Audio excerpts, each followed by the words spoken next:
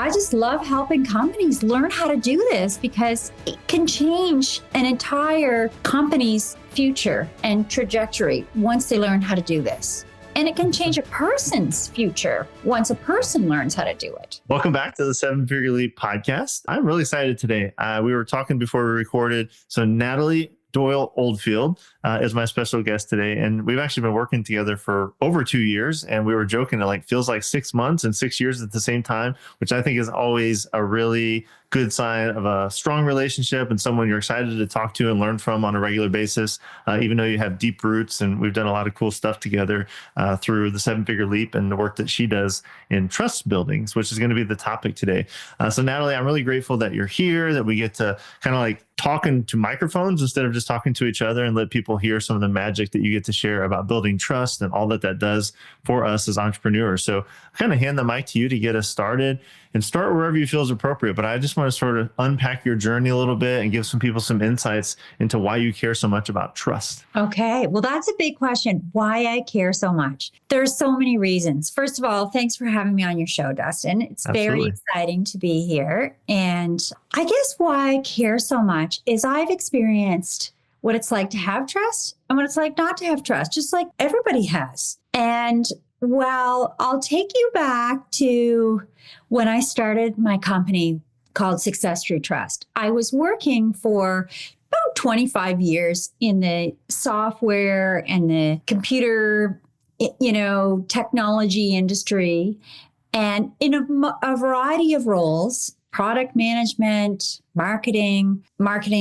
activation. For the last couple of years in that role, my manager, who was the CEO of the company, asked me if I would take over the sales role. And I really didn't want to do that. And as you know me, I was like, no, it's all good. I'll just keep doing what I'm doing because I loved what I did. I was responsible for marketing and had a team of amazing people that not only do we generate leads and activity, but we were very involved in helping create the product. We have product managers on the team. I was always interacting with the customers because, I really believe that the best marketing teams really understand what's important to the customer and what they need and what their priorities are and what they want the product to do. After about a year or so of the leader saying, take over, finally I said yes. Now, the good news for me was I said yes, and I inherited a wonderful team and this great customer base. The bad news was it was August 2008, so a long time ago. But in September, the market crashed. I was going to say, that's kind of like saying March 2020. Everyone's like, oh, I remember where I was at during that time. Yeah. Well, it actually, looking back now, Dustin, it's actually very similar to March 2020 in that we were selling software and services to the hospitality and convention center industry. And all of those places shut down, just like they did during the pandemic. And we were selling software as a service. And a lot of our clients decided to either stop or put things on hold. I had just taken over this new role, which I really didn't want to take because I was afraid to fail. I was doing the role, but I didn't really want to take that because when you're responsible for sales, you are accountable. Nothing happens until a sale is made.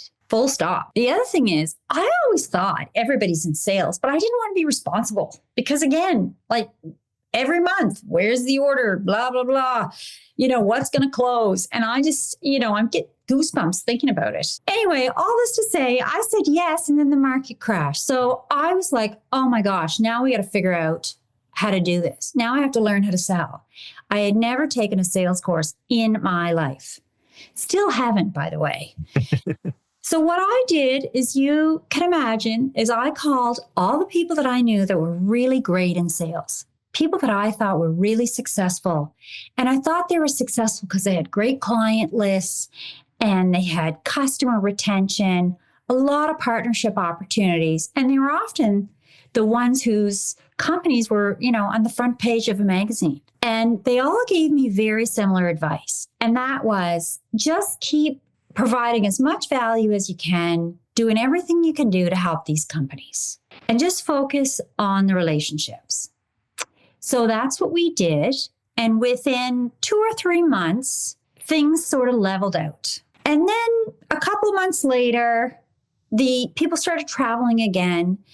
And we actually won some accounts from the competition. And then our sales started going up. And I got so intrigued about how is it in a business to business environment that people decide to buy and what makes people tick and why are some companies so successful and others not, that fast forward a few months later, I actually went back to graduate school.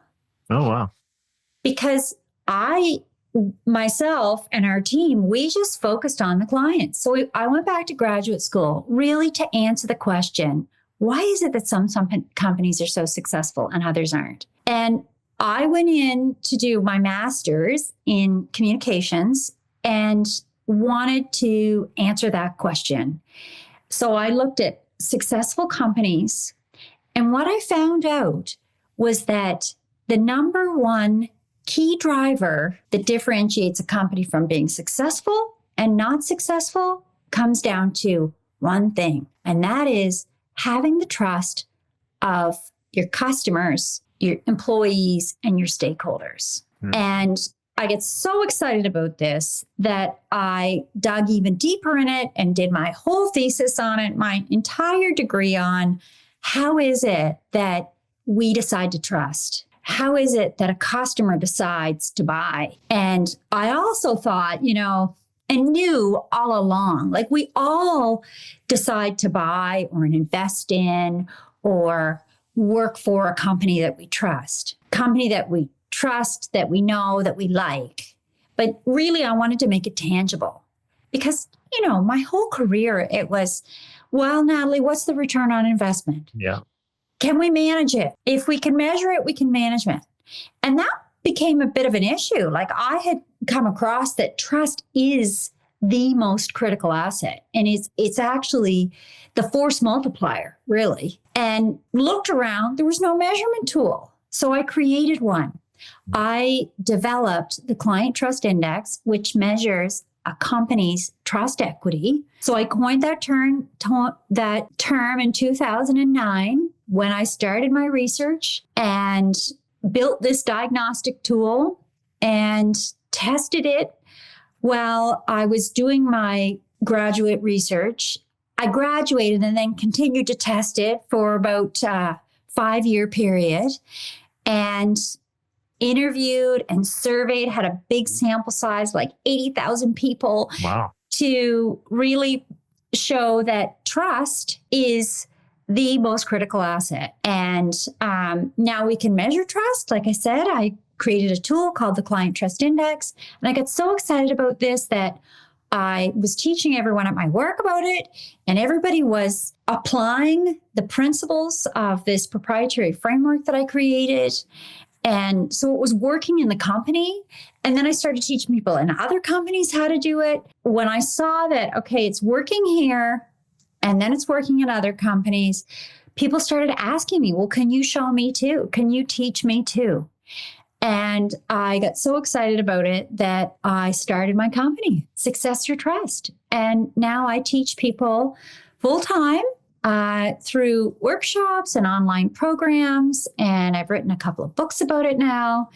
And I measure trust equity for companies. And I just love helping companies learn how to do this because it can change an entire company's future and trajectory once they learn how to do this.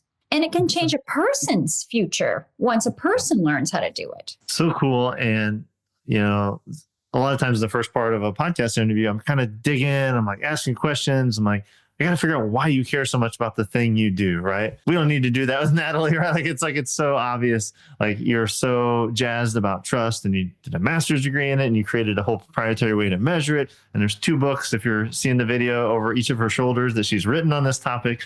And so no doubt that you're like super passionate about trust.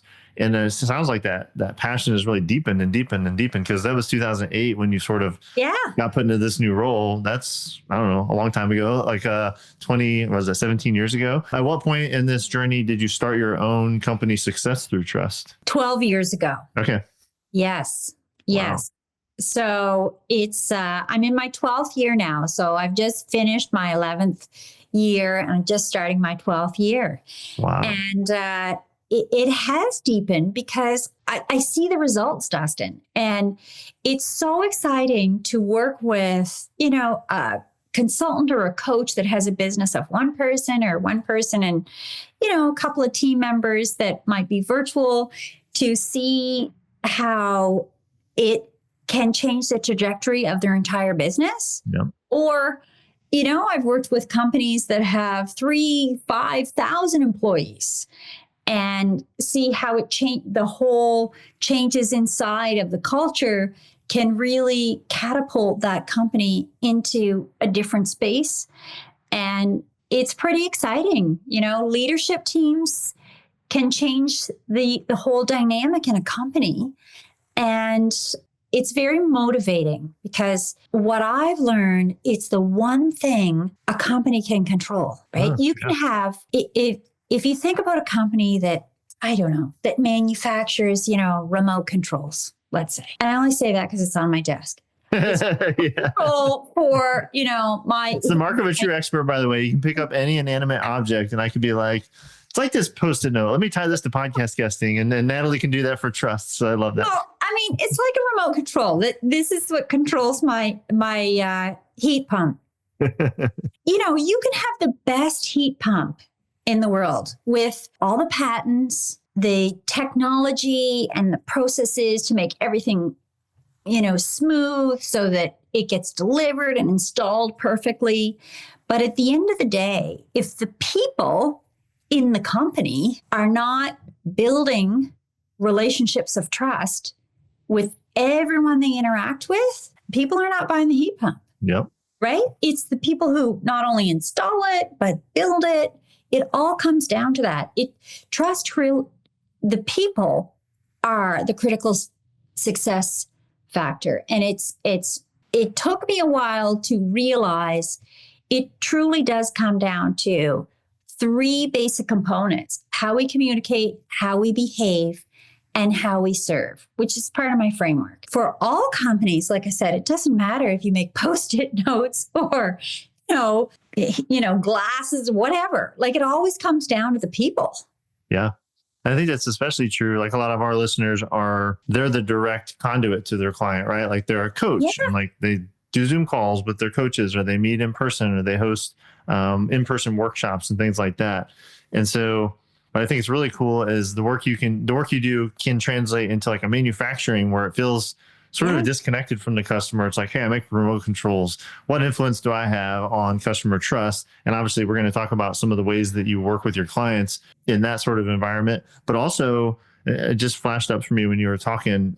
This idea of trust, I find it really fascinating. And I think when you and I started working together over in my world and talking about podcast guesting, I'm kind of digging through kind of the story brand frameworks and be like, man, how do we talk about trust in a way that feels very tangible, like an ROI, you know what I mean? Which this has been your career, so you're really good at it. But I can say as like a layman who, like, I knew what trust, and it's like, it kind of feel like one of these things, you either have it or you don't, it's like, I trust this person or I don't. And I never really thought about influencing trust. And so that's where I want to talk a little bit more about that, which will lead us right into sort of how you work with people and some of the processes we can send people through.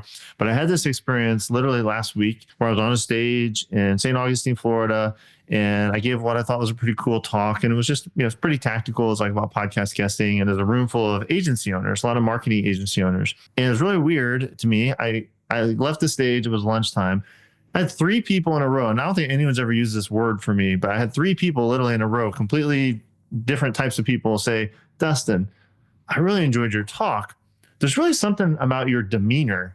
And they all use this word demeanor. And one of them even said, I almost feel like you could be like a therapist. And I'm like, this is weird. And I think maybe part of it is I brought someone on stage. I did some live coaching, like on the stage in front of everyone. And Yeah. but I felt like very trusted in that moment, right? And when people came up to me and they're like, I love your demeanor. And it's like, man, there's something about you. You're humble. And I was like, that's really cool. And it felt like kind of the squishy, soft description, right? And Yeah. so I love your reaction to that. Like if someone's a coach or they're a speaker, they have to have trust because it has a direct influence on their sales and the way they serve their customers. Like, I don't know, like how do we put some teeth in that and be like, how do Yeah. you improve the trustworthiness of someone who maybe doesn't have a natural personality or who has developed a personality where someone would say, I like your demeanor? Because I just thought Yeah. that was a funny comment to get from someone. Well, it is. However, it's a compliment, Yeah. right? I took it as a And so, compliment, but I was just like, no one's ever said that. And 3 people said it in a row. So okay. So I guess there's a couple things that I'd like to unpack there. So the first is the word squishy. Okay, we're yeah. going to get to demeanor, but squishy.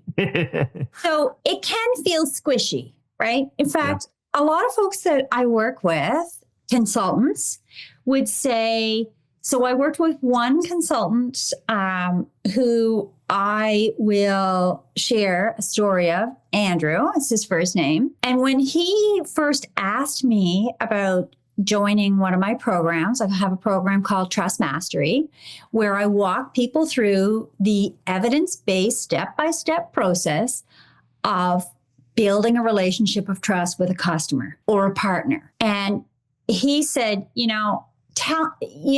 feels squishy to me too.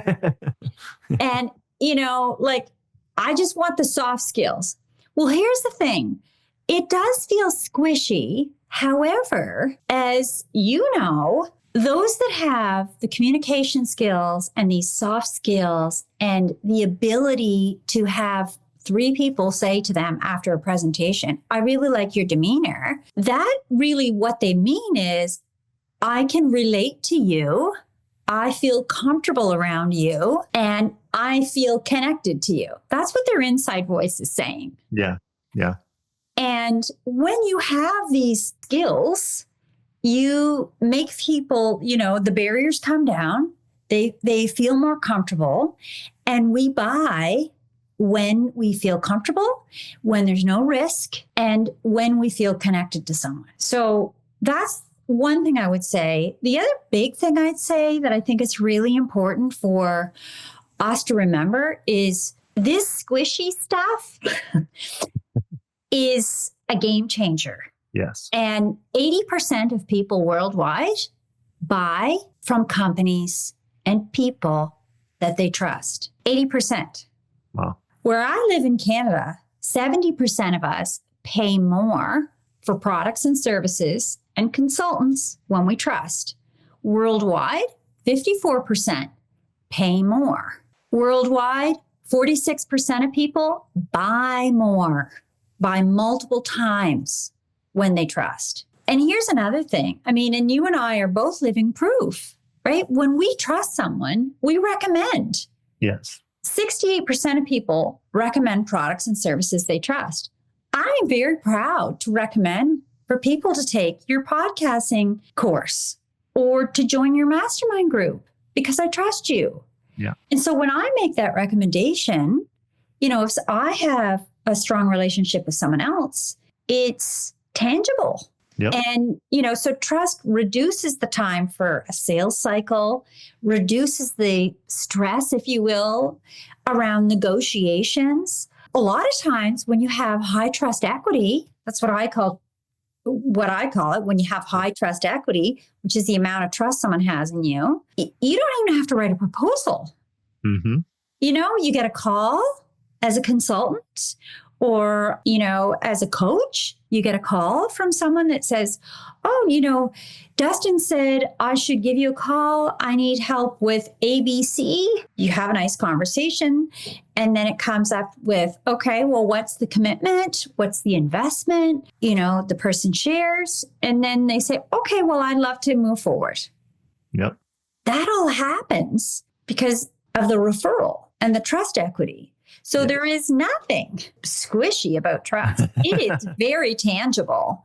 Yes. And it not only does it affect your top line, but if you think about that small little example as a coach or a consultant, it affects your bottom line. Now you don't have to go away and write a proposal, which, for some of us may take several hours or days. Yep. So it's really a force multiplier. It is the one thing that can move the needle for every business. It doesn't matter what business you're in. Yeah, I agree. And so I would imagine there's some people listening who are like, it's like a soft skill, or it's like, you got it. Like I said earlier, it's like you got it or you don't, you're born with it. I used to work in the marriage industry, and communication always kind of fell in this bucket. Everyone's like, it's super important, and I'm not a good communicator. They have this identity, right? But like, it's totally a learnable skill. And like, it is, you know what I mean? And you so can learn how to build trust. Exactly. And I would love your take, and whether you want to kind of take us through the framework of one of your programs, or however you want to describe this. It sounds like it's a combination of communication skills, interpersonal skills, but you also said no risk at one point. I'm like, well, that's really about the offer. And so the offer can be part of the trust equation too, right? So I'd love to hear your take on sort of like, how does someone get better at trust, especially like, let's say a coach who does high ticket coaching services. Like, what are some things they can think about to improve how people perceive them and how they do trust them in their offers? Okay. So I'm going to share a story with you of one of my clients. I love to share real stories because then you can imagine going from here to here. Yes, I love this. So one of my clients, Andrew, came to me. Now, Andrew has a computer science degree. He's highly technical, Dustin. He is a very accomplished person, and he is an expert in privacy. So he's been working for 25, 30 years. He came to me and he said, I'm going to start my own consulting practice. I said, okay, great. And he said, in 3 or 4 months, let's have coffee. I'd love to share with you how it's going. And he and I worked together years ago at a software company. He was a chief architect and I was responsible for marketing. So we've known each other for a long time, not well, but well enough that I know he's a great guy. And he is, a preeminent privacy expert, I would say, in North America. And in his former roles, he's worked with a number of very large companies, including some of the top 4 consulting organizations that we all know. So I said, great, well, let's get together in a couple months. We left it. I saw him on LinkedIn every once in a while. Then he called me. He said, can we have coffee? I said, absolutely. So we live in the same sort of area. We met in person. I was speaking at a conference, a security conference. So we met there.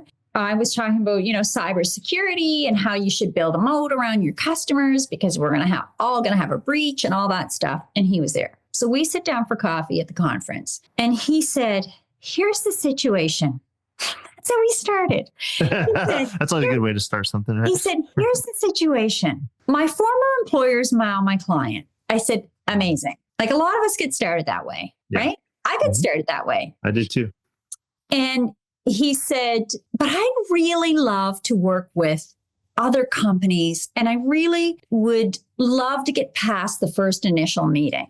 I get lots of referrals, and then I have the meeting, and then nothing happens. So if you're a coach or a consultant, imagine if you get all these referrals to great prospects, you have a meeting, and then nothing happens. Like, they go dark. They ghost you. Yes. Something's happening. Now, if it happens once or twice, you might say, oh, well, maybe it wasn't the right time. But something's happened. And he knew there was a catch. So he said to me, I know that I've got all the technical skills, but that's not what's going to move the needle. So he joined the Trust Mastery program. In week 1, the big aha, and if he's listening to this, I hope he put something in your comments. Big aha. And we had a big discussion about it because it's live Zoom and there's, it's a small group, but it's very interactive. And the big aha is, first we decide to trust, then we look at the person's capabilities. Okay. He's a computer scientist, a very well-known privacy expert. He has decades of experience. He's a great communicator, Dustin. Mm-hmm. He really is. But he was not portraying trustworthy behavior. He wasn't connecting. So that was the first aha. And we actually talked about that a lot because technical people think, oh, we go straight to capabilities. Yes. No, we don't. Yeah. It reminds me, and I want to say this out loud because people have probably heard this in some previous episodes. So you said trust and then capabilities. And that's something I say a lot because it's a story brand concept is empathy and authority. It's kind of the same thing, right? Like people don't care about your credibility or authority or accolades until they think you get them and you have empathy. Of course. And that's, I love that you like, this is another great example of that he can sit down and be the world-renowned expert. That doesn't mean they trust them, and they need to trust them before they're open to hear the capabilities. That's right. Yeah. That's right. So that happened in week 1. In week 2, we worked on a script together and we looked at how do you listen carefully with empathy and compassion and question and involve the other person in a conversation that affects them. So everyone in that call left with really mastering principle number 1. So in my framework, principle number 1 is to listen carefully with empathy and compassion. And so he left with that, and we get together on Tuesdays, Trust Tuesdays. And on Thursday, he sent a note to the whole group that he closed a sale. There you go. And it was fantastic. And he, his business is thriving. And trust not only drives sales, Dustin. I mean, for Andrew, it turned him around and really he just became self-aware of the significance and importance of listening carefully and being, consistent, predictable, and reliable. And that's the part that I mentioned that reduces risk. Got it. When people are saying, oh, I really like your demeanor, it means I can connect with you and it's not risky. You see, we buy from people who we're comfortable with. We repel against companies and people and products that are risky. That makes sense. So risk, we want to do everything we can to be consistent and predictable and reliable because that reduces risk. And when we do that, it makes it easier for people to partner with us, to have a conversation with us, to buy from us, to collaborate with us. That's super, super good. I love that story with Andrew. Yeah. Because it's almost black and white. It happened within like a week. And it's the same guy with the same opportunities, right? And it sounds like it actually shifted his identity, right? Like he now considers himself as a more empathetic, trustworthy person, which, it's a compounding effect. And then the more you feel like that, the more you behave like that. And then you get the skills from Natalie to continue to feed that identity. And it becomes like how you show up, especially in a professional setting. I'm sure it probably affects his personal life too in some positive ways. So maybe he didn't say that, but I have had other clients who it has definitely impacted their personal life. I have one client that I'm thinking of, Kevin, and it was really fun actually so his whole company. So I have a group program, and then I do a lot of programs for companies where they might put, a dozen people in the program at once. And so this one company was a manufacturing company, and I'll never forget this because at the end, so it was all on Zoom. And at the end, I flew out to meet them all for the first time, which was amazing. We just sort of had a group discussion. The whole program was over, but everybody got their certificates and their professional development units. And we all had lunch together. We went around the room and everyone was sharing their key takeaways with the owners of the company who weren't in the program. And this one guy, Kevin, said, he goes, "It's helped my whole marriage." And everybody looked at him and I was like, "Whoops." He goes, "Yes." He said, "Now I go grocery shopping with my wife on Saturday and I don't ask, why are we going to this store? Why don't you drive this way? Why do we have to get this?" And he said, "It's changed everything." So you just never know. All the principles in my framework work in your personal life. They work inside teams and they work, one-on-one with clients. So it's And a lot of my questions were more of that you're an owner and you want to get clients because that's where a lot of people feel they need, that's why they tune in here. They need the most help with that. But I totally see what you're saying too. If you do have a team, I mean, where else can trust be even more important than in a team culture where you're, especially as a leader of a team? That's like everything. So we kind of touched on that. I want to make sure we Dustin, say that again. Even if you only have one person, right? True. A lot of consultants have a virtual assistant, or they might have a bookkeeper, right? Yes. I don't need a team of 20. You could have a team of one. Yes. Right? Just two of you. And so we got a couple minutes left. I definitely want to talk about the book, which I own and cherish. But to round out though, just to like talk sort of like a snapshot of your offers, and then we'll talk about the book and you can tell us, where we should go next if people want to learn more from you, Natalie. But yeah, I think you touched on the Trust Mastery program. You mentioned you also have a version where you're working with sort of corporate teams or company teams where they come to you. You speak, obviously, but how else might people fill in the gaps if there's any that we left out for how you work with people? Well, I also work with companies to measure their trust equity. Oh, okay. So I actually measure what their customers and stakeholders think about them and get, customer sentiment, and then they get a quantifiable trust equity score. So that's, a 45 to 90 day project where I do customer research. But a lot of what I do with consultants and coaches that like you, like me listening, is really this program where they come in thinking, okay, I want to either have faster leads turnover or better negotiations, or I want to be able to win the trust of someone really quickly. Yeah. That's a big question people ask me, Dustin, is how do I do this quickly? Yeah. And for coaches that are listening or consultants, there are a couple things you can do that really can build trust quickly. The number one thing is to smile. That is really an instant way to change the demeanor.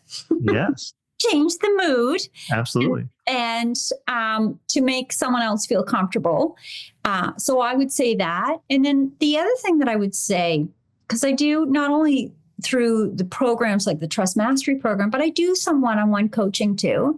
The other thing that I would say is, and Andrew did this, is spend about 5 times the amount of time thinking about the other person and what's important to them as you are thinking about what you're going to say. Yeah. Right? Yeah. And so, you mentioned my book. The book I created it to be a guide. And at the end of each chapter, there's a section that I call Making It Happen. And that 5 times rule, that's in one of the end of one of the chapters. Yep. So, that's one of the things that I would say how I work with people is, on a one-to-one or in one of these consulting and coaching programs, it's very interactive. It's tailored to what their need is. And that's one of the things that I'm very passionate about is I love working with business owners, whether they're an solopreneur or a very large company that's, has multi-million dollars in revenues, multi-billion dollars in revenues. I'm very passionate about helping them build loyalty and grow their business. And you can do that in these small ways because everything we do either builds trust or takes away from trust. Yes, everything. Absolutely. Yeah, that's a really important point. And so I'll let you tell people where to go next, but I can definitely say the book it's a very approachable way to, it's a very practical way to approach trust. And, I started off the interview kind of joking, but prodding a little bit. Hey, it's kind of a squishy topic, and things like that. But this makes it really, really practical and useful. And, in a demonstration of trust, the first blurb on the back, the first testimonials from Stephen Covey. So that's always helpful to build trust. So yeah, Natalie, as we close out here, I'd love to hear where you think people should start. So if they're like, hey, I'm a coach, I'm a consultant, maybe I run a team, and I know I'm not like doing my best with this whole trust thing. I know there's a lot of value to be gained, and I trust Natalie. She's done a great job here, talking to Dustin, and obviously I'm endorsing your work.